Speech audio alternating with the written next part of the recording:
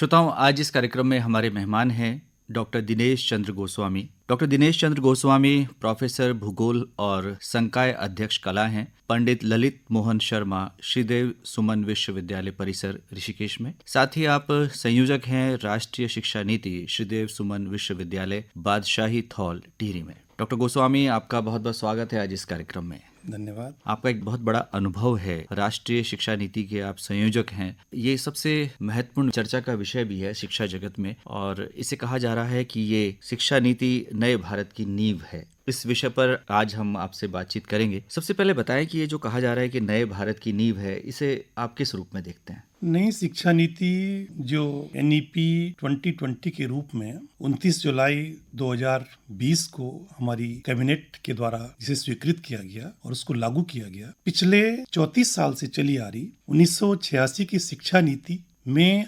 आमूलचूल परिवर्तन करने का ये एक माध्यम है और इसके द्वारा समाज में बहु विषयकता और रोजगारोन्मुखी शिक्षा के द्वारा समाज को रोजगार प्रदान करते हुए वैश्विक परिप्रेक्ष्य में एक सशक्तता प्रदान करते हुए और जो हमारी शिक्षा पद्धति है उसमें 10+2 की प्रक्रिया को बदलते हुए 5+3+3+4 की प्रक्रिया को अपनाया गया है, जिससे हम वैश्विक परिप्रेक्ष्य में सशक्तता के साथ में प्रतियोगिताओं में हमारे देश के नागरिक प्रतिभाग कर सकें और वैश्विक नागरिक के रूप में हमारी भारत को, हमारे देश को प्रतिष्ठा मिल सके। डॉक्टर गोस्वामी, 1986 के बाद जैसे आपने बताया कि भारत की शिक्षा नीति में पहला नया परिवर्तन है और प्रसिद्ध अंतरिक्ष वैज्ञानिक प्रोफेसर के कस्तूरी रंगन के अध्यक्षता वाली समिति की रिपोर्ट पर यह आधारित है। इसमें जो प्रमुख बात यह है कि सकल नामांकन अनुपात, जिसे ग्रॉस एनरोलमेंट रेशियो कहा जाता है, 100% की जाने की बात है। और एक महत्वपूर्ण बात कि शिक्षा पर सकल घरेलू उत्पाद का 6% खर्च किया जाएगा। थोड़ा इसको विस्तार से बताएं। आपने बहुत अच्छा प्रश्न पूछा है। जो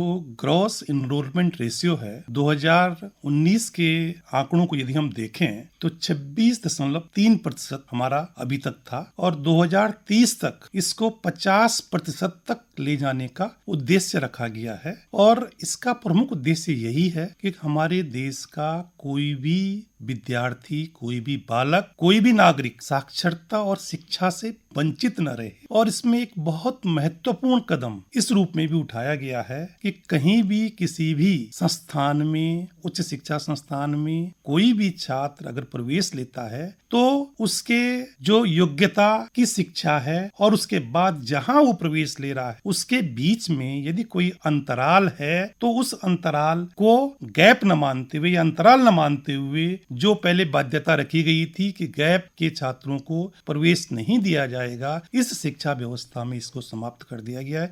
और जहां तक आपने जानना चाहा है कि जो हमारा सकल घरेलू उत्पाद या उसका शिक्षा में अभी तक 4% से नीचे GDP का व्यय किया जाता है और इस राष्ट्रीय शिक्षा पद्धति जो 2020 में लागू की गई है, इसमें ये उद्देश्य रखा गया है कि 6% तक हमारे GDP का इसमें उपयोग हो। और निश्चित तौर पे जो प्रयास भारत सरकार के द्वारा और विभिन्न राज्य सरकारों के द्वारा किए जा रहे हैं तो इसमें अधिकतम जो GDP का जो उपयोग है शिक्षा के लिए किया जाएगा, ऐसी हम उम्मीद करते हैं। नया शैक्षणिक ढांचा प्रस्तुत करती है ये नई शिक्षा नीति। तो इस नए शैक्षणिक ढांचे से हम क्या समझें? जैसे आपने आरंभ में ही कहा कि 10+2 की जगह 5+3+3+4 कर दिया गया। हमारी नई शिक्षा नीति का जो उद्देश्य है वो है कि कोई भी छात्र, कोई भी बच्चा वो केवल रटने तक सीमित न रहे, वो सीखे। लर्निंग प्रोसेस पे बहुत ध्यान इस नई शिक्षा पद्धति में दिया गया है और इसीलिए 5+3+3+4 की प्रक्रिया को अपनाया गया है। इसमें जो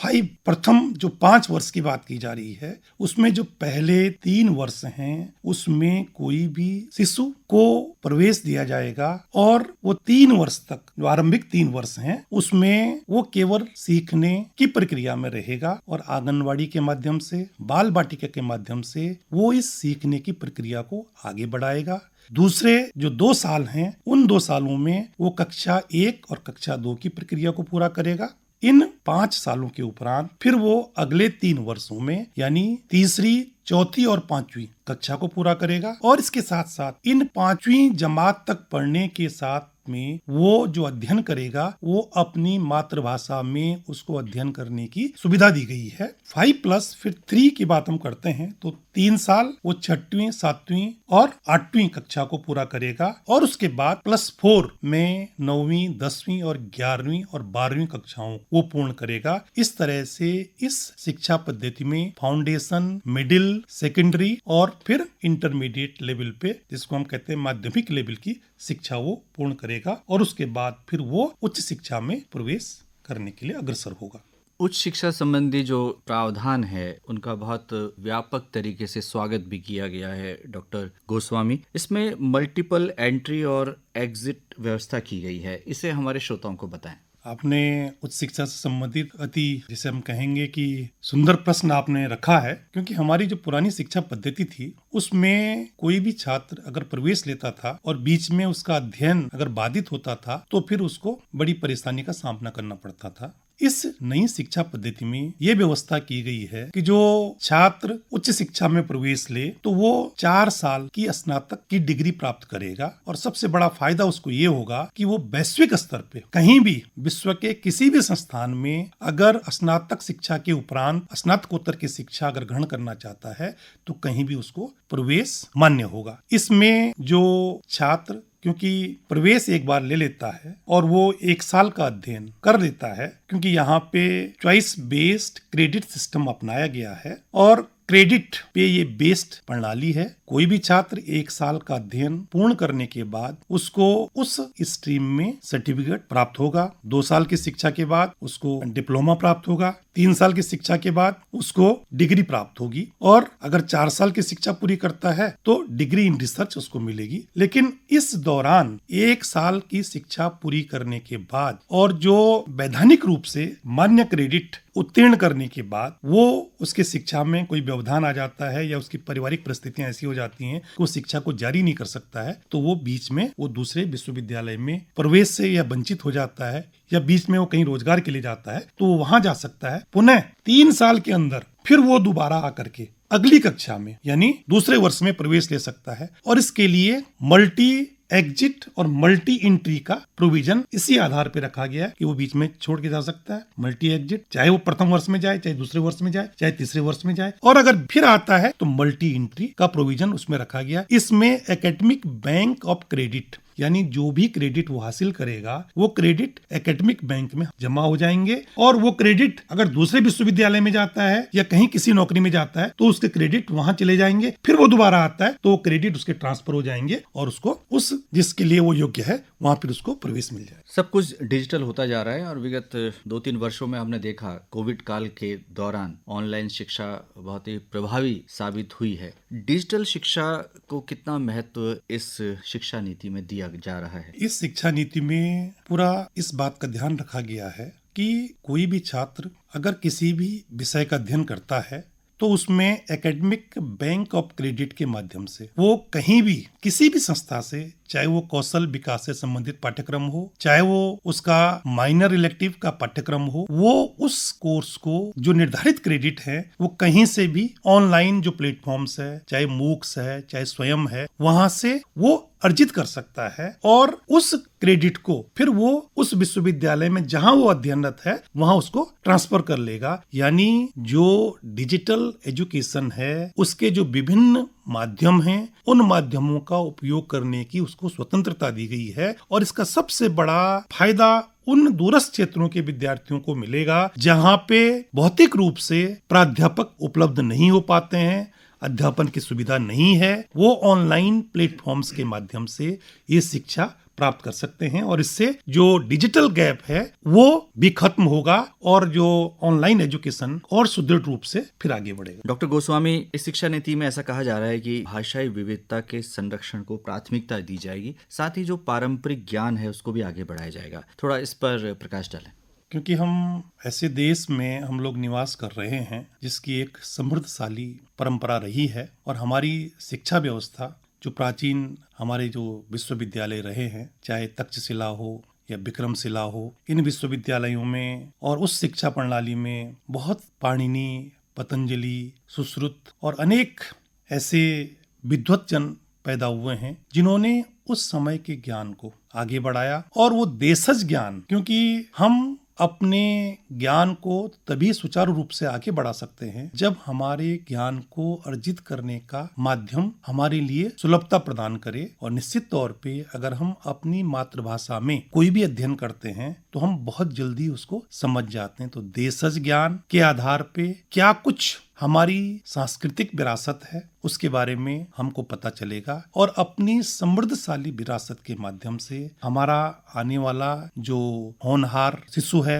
या जो बालक है वो समझेगा कि हमारी परंपराएं कैसी रही हैं। इन समृद्ध परंपराओं को देखते हुए निश्चित तौर पे वो उसका आत्मबल नैतिक रूप से भी और ज्ञान प्रदत्त रूप से भी सुदृढ़ होगा, और इससे हमारे ज्ञान को और ज्यादा सृजनात्मकता मिलेगी। हाँ, भाषाई विविधता के परिप्रेक्ष्य में मैं ये बताना चाहूंगा, क्योंकि हमारा देश बहुभाषी देश है और संवैधानिक रूप से भी हम देखें तो बहुत सी भाषाओं को मान्यता मिली हुई है, और क्योंकि भाषाई विविधता कहीं भी हमारे ज्ञान को आगे बढ़ाने में आड़े नहीं आती है। और इसीलिए जैसे कि मैंने जिक्र किया कि 5वीं कक्षा तक मातृभाषा में अध्ययन करने के बाद उन भाषाओं में, क्योंकि ज्ञान का प्रचार और प्रसार विविध भाषाओं के माध्यम से हमारे देश के सभी नागरिकों को प्राप्त होगा, और ये प्रयास हमारा तकनीकी शब्दावली आयोग भारत सरकार इसमें प्रयासरत है। हर भाषा में जो तकनीकी ज्ञान है, जो इंजीनियरिंग से संबंधित ज्ञान है, उस ज्ञान का